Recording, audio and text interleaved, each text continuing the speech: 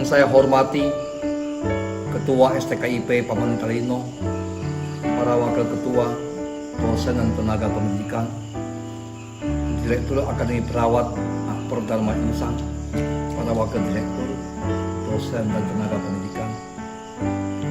Yang saya hormati Direktur Akademi Kebidanan Akbid, para wakil direktur, dosen, tenaga dan pendidikan,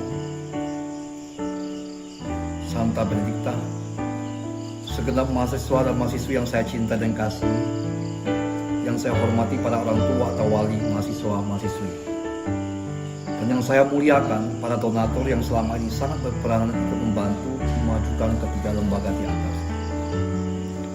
Tidak terasa kita akan meninggalkan tahun 2020. Tahun 2020 mungkin akan selalu kita kenang sepanjang hidup kita. Tahun 2020 merupakan tahun di mana kita mengalami krisis yang luar biasa karena pandemi COVID-19 yang dimulai sejak bulan Maret 2020 di Indonesia. Kita merasakan bagaimana hampir semua sendi kehidupan kita mengalami terpaan krisis yang parah, termasuk dunia pendidikan. Pandemi ini meninggalkan luka dan duka pada kita. Mungkin di mana-mana kita mendengar kabar duka dari teman-teman kita, handai taulan dan sahabat. Bahkan mungkin juga anggota keluarga kita, baik yang dekat maupun jauh, yang terkena wabah COVID-19 dan wafat. Luka ini terpatri mendalam di dalam hati kita, ditambah segala ketakutan, kekhawatiran, dan arah masa depan yang tidak menentu. Di dunia pendidikan, efeknya merasuki sampai kemungkinan keberlangsungan institusi pendidikan akibat krisis keuangan dan pembiayaan yang diakibatkan pandemi COVID-19. Dan luka tersebut nampaknya masih akan kita bawa sampai ke depannya. Walaupun adanya berita di sana sini yang menimbulkan pengharapan bahwa vaksin sudah mulai ditemukan. Kita mengalami di tahun 2020 wajah kemanusiaan yang luka dan duka. Di tengah situasi krisis, luka dan duka, kekhawatiran dan keputusasaan bagi banyak pihak, kita bersama-sama akan menutup tahun 2020. Dan bagi kelayak Kristen, kita orang Kristen, kita bukan hanya menutup tahun 2020, melainkan merayakan kelahiran Sang Juru Selamat yang lahir 2020 tahun yang lalu dan disebut Immanuel, yang artinya Allah beserta kita. Mungkin di hati kita terdalam kita bertanya, di manakah Allah yang disebut Immanuel dalam situasi ini? Di manakah Dia yang menyertai kita di tahun 2020 yang tampaknya hilang atau menghilang? Dia membisu dan membiarkan semuanya terjadi. Di manakah Tuhan? Sang Immanuel yang lahir 2020 tahun yang lalu menjelma menjadi manusia dalam sebuah konteks yang kurang lebih secara analogi bisa disamakan dengan kita juga, yaitu krisis kemasyarakatan, krisis iman, dan krisis identitas bangsanya. Ketika ia lahir, bangsanya berada di bawah penjajahan Romawi. Di antara sesama bangsanya terdapat saling ketidakpercayaan, bahkan krisis kepercayaan kepada institusi agama mereka, terutama pada institusi imamat dan ahli-ahli Taurat zamannya. Bangsa sejamannya juga banyak tidak percaya akan janji Allah lagi, apalagi di masa di mana penindasan semakin terasakan sampai kemiskinan terjadi di mana-mana.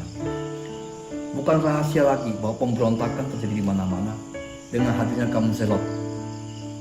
Bahkan terdapat kelompok masyarakat yang merasa bahwa dunia ini tidak ada harapan lagi dan mereka harus membentuk kelompok sendiri terpisah dari segenap lapisan masyarakat yang ada dengan tujuan hanya menantikan Allah dan janjinya di masa mendatang.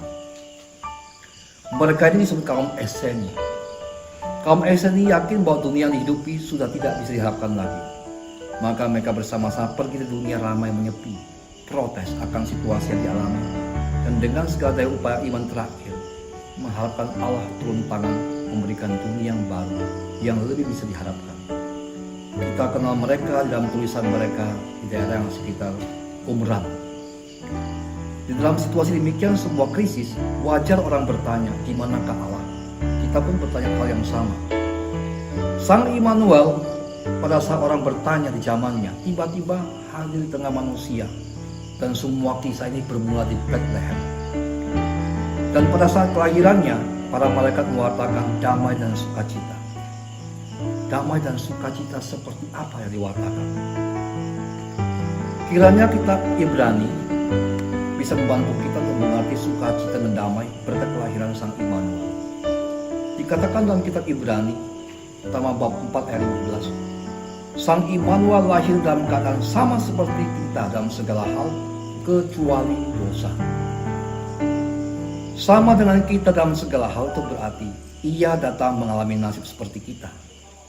Ia datang senasib dengan bangsanya yang terjajah, penuh dengan wajah luka kemanusiaan yang miskin dan tertindas, dan dia bahkan mengalami sakit, duka, sengsara, dan wafat seperti kita manusia.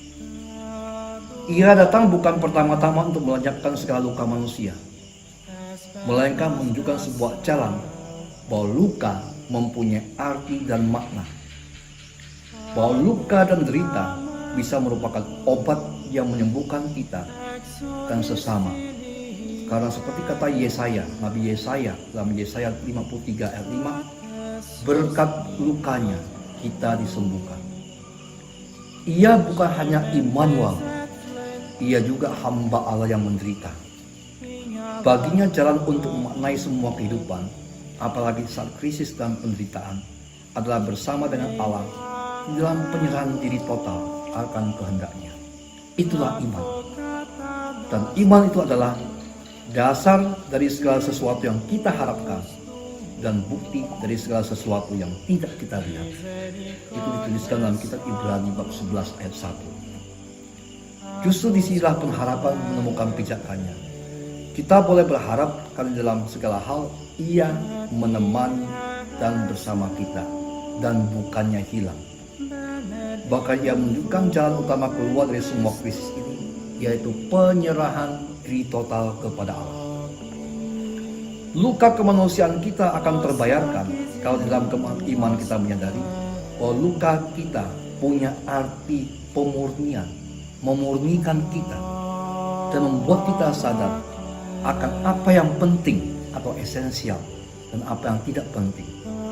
Paus Fransiskus dalam khotbahnya tanggal 27 Maret tahun 2020 mengatakan dengan jelas, pandemi inilah saat memilih mana yang paling penting dan mana yang tidak penting. Dan bahkan kita percaya dalam iman, semua yang terjadi bisa menyembuhkan diri kita dan sesama kalau dilakukan sebagai korban sri dan persembahan.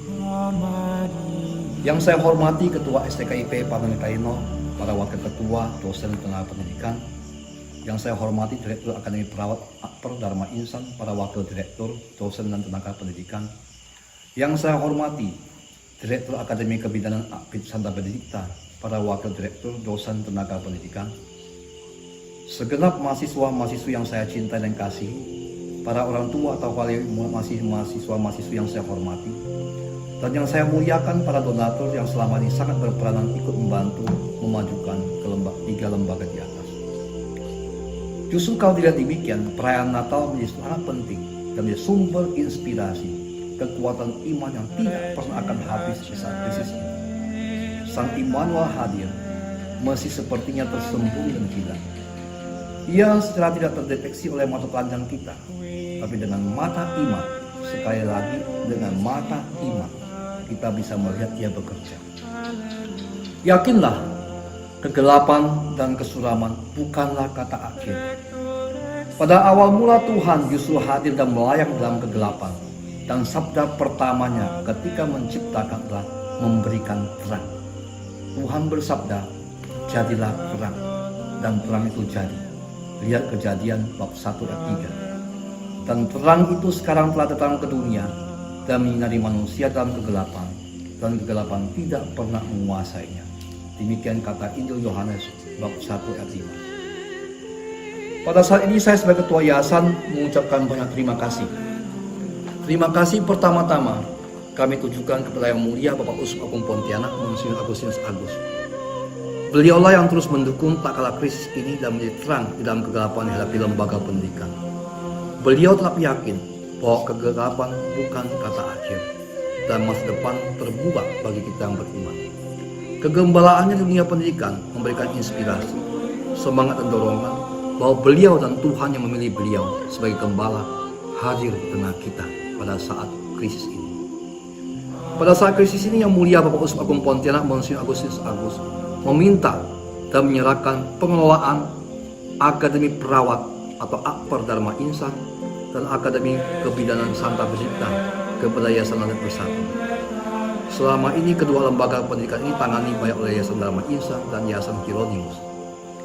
Sejak tanggal 20 November 2020 yang lalu, baik Akper Dharma Insan dan Akbid Santa Benedikta kini resmi, sekali lagi saya katakan, kini resmi dikelola dan di bawah manajemen Yayasan Landak Bersatu.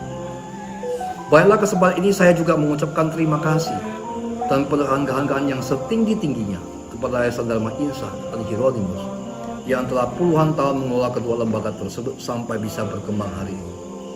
Terima kasih dan mohon doa restu untuk perjalanan selanjutnya atas kehidupan, perkembangan dan kemajuan kedua lembaga tersebut. Kami mengucapkan banyak terima kasih kepada semua anggota yayasan lainnya yang meskipun tidak bisa bertatap muka dan bertemu, tetap mempercayakan kepada saya untuk memimpin yayasan pendidikan ini di saat krisis. Demikian pula kepada semua pimpinan lembaga, ketua atau direktur, para wakil ketua atau wakil direktur, para dosen dan tenaga pendidikan yang bersama-sama mendukung dan ikut menggembalakan lembaga di saat krisis dengan kerja keras, kepemimpinan, serta keteladanan. Ucapan terima kasih sebesar-besarnya kepada para donatur yang budiman. Di saat kalian mengalami krisis, kebaikan Anda tidak pernah berhenti sama sekali pada kami.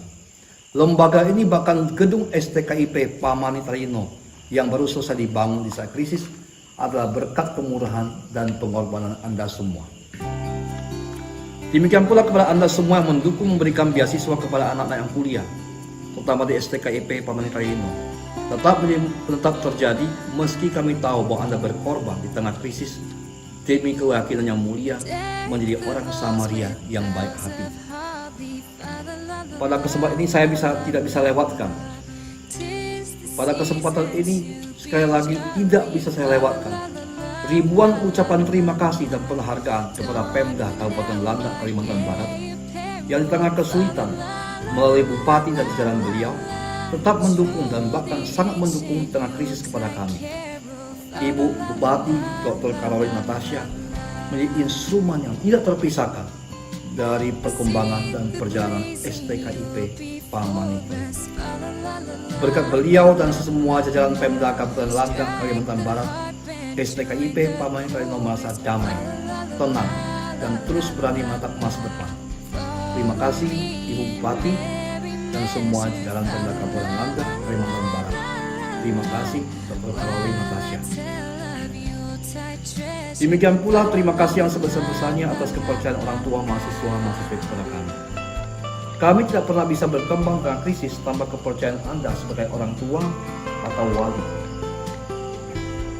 Di saat krisis yang dirasakan semua lembaga pendidikan, justru STKIP Pamani Tarino tahun 2020 ini meningkat penerimaan mahasiswa-mahasiswi sebesar 60-70%. Terima kasih atas kepercayaan Anda. Sungguh-sungguh terima kasih mendukung kami sebagai orang tua dan wali. Terima kasih mempercayakan anak-anak Anda untuk kami didik pada saat krisis. Dan kami berjanji berkomitmen akan sebaik-baiknya mendidik anak-anak Anda dan kepercayaan yang Anda berikan pada kami.